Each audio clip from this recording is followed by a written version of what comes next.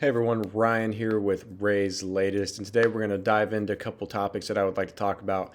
First, we're going to start off with the $10 tickets being brought back to Tropicana Field. The new ownership, they're having a meet and greet tonight at Ferg's from 6:30 to 9:30, and kind of one of the things that they've really been adamant about bringing back was cheaper tickets for people. And kind of the first step that they're taking is introducing the $10 tickets back to Tropicana Field. And start times have been moved up for games at the Trop for the midweek sections.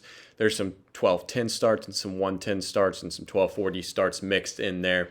So I think it's going to be really good for fan experience, in my opinion, just having the cheaper ticket options, even if they're standing room only. So I do like the new ownership bringing that back, and I'm kind of excited to get kind of some more fans into the building. I think the Rays need it. Fan engagement and fan turnout has always been a problem. So I kind of think that $10 ticket is going to be more of a appealing to the everyday person to come watch a game. And secondly, I'm going to talk about Bobby Seymour. He was recently DFA'd this past week, and he requested a release from Tampa and is head to pursue a playing opportunity in Asia. So I don't know what country that entails. Could be Korea, could be Japan. So I'm curious to see where he ends up.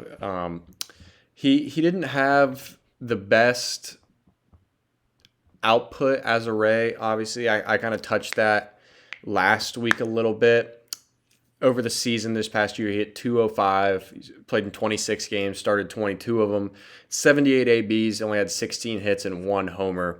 And about half of those, around 35, were strikeouts. So the swing and miss was a big problem with him. And we kind of saw that. I saw a couple games of him. I lived in southern Alabama for a while there, so I would go to Montgomery Biscuits games quite often. And the swing and miss was always kind of a problem with him. From a power aspect, though, he did have good power, but we didn't see that kind of translate over to the big league roster this season. So I'm interested to see how he kind of approaches this transition over to Asia to play, which is very interesting to me.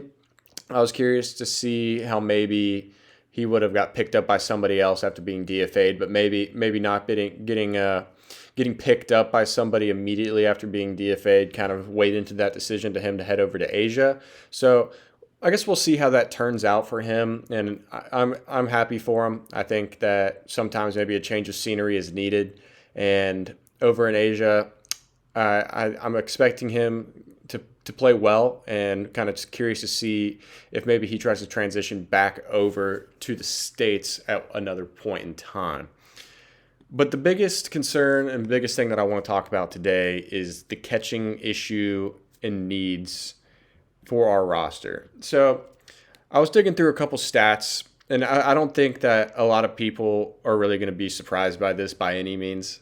The catching, other than Zanino, the last 5 years, from a hitting perspective, has always been a real problem. And it's kind of not necessarily even from a power perspective, from a contact perspective. So I'm just going to go through a couple numbers here. So out of the five guys that we had play catcher last season, I'll start off with Hunter Fiducia. 38 games played. He started 28. He ended up hitting 148 and 88 ABs, only 13 hits and no home runs. So just from a standpoint of starting out with him, it's kind of this. We see the same thing all the time. And it's not necessarily that the Rays don't have good defensive catchers. Defensive wise, I think that Cash has kind of always went after a defensive catcher. And Zanino was just kind of that diamond in the rough that had a bat as well. But at the end of the day, they kind of had to move on from him.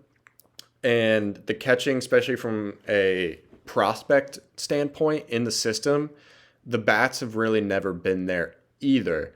And we kind of just plug and play with signings and put them back there for a little bit and then get rid of them or get DFA them.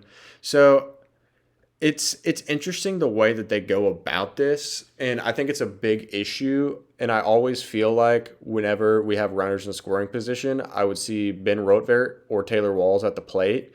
And it's just always one of those things where it's, all right, man, you can do it, but statistically speaking, you have been very bad at doing this year.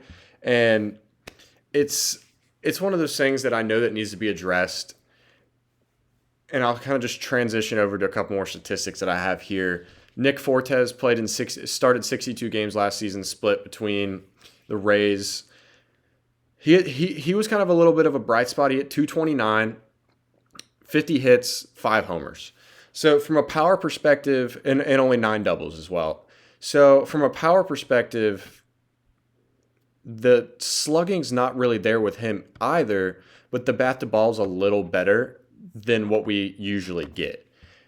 And another, Ben Rotvert, obviously played in the World Series, won a ring this year after being let go by the Rays. In the regular season, he hit 152 with 9 runs scored, 3 doubles, 1 homer. So, and only 10 RBIs in 112 ABs. So, the defensive wise, he was always there. He showed up. He was good behind the plate defensively. Just from a hitting perspective, it was just never there. And especially from a power perspective, you have 112 at bats and only 4 extra base hits and only 17 hits in general. So I just don't kind of see where they've been going and what their eyes have been on from a hitting perspective. Because it's not like it's just the everyday catcher is not good. We've plug and played multiple guys who aren't good at hitting. And I'm curious to see how they kind of approach the offseason from a catching perspective. And even Matt Tice played in 49 games last year. He hit 218, 1 homer, 6 doubles, and 156 plate appearances. So it's just not there, and it's never been there from a hitting perspective. So from an offseason standpoint, I've kind of seen a couple names that have kind of popped up on my radar. And I think the main one that I kind of want to talk about today is Victor Caratini from the Astros. He's primarily been a backup over his career in the bigs, but over the last 2 seasons, he's brought up his bat a little bit. His OPS plus is 105 over the last 2 years, which is above average. He's hitting 263 with a 406 slugging, 329 OBP. He's hit 20 home runs and has 76 RBIs. Granted, that isn't 66 plate appearances.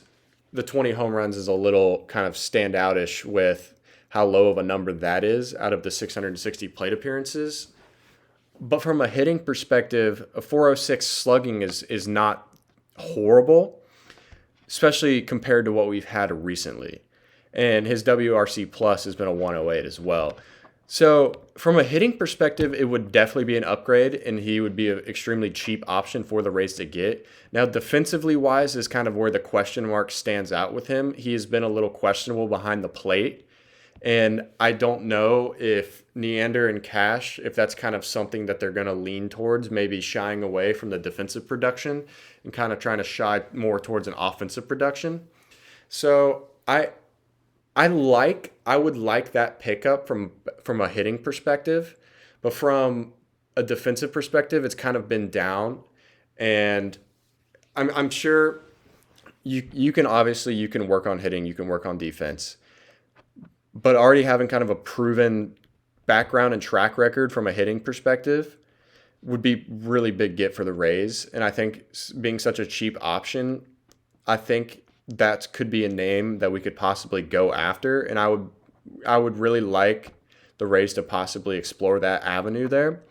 So you guys let me know what you guys think. I do think the catching in the corner outfield position is a really big need for the Rays this offseason. You guys throw out some names in the comments below of anybody that you'd possibly like me to cover or kind of look into possibly signing and maybe a market value that we could try and get a guy like that at. But yeah, let me know what you guys think, and you guys have a great one.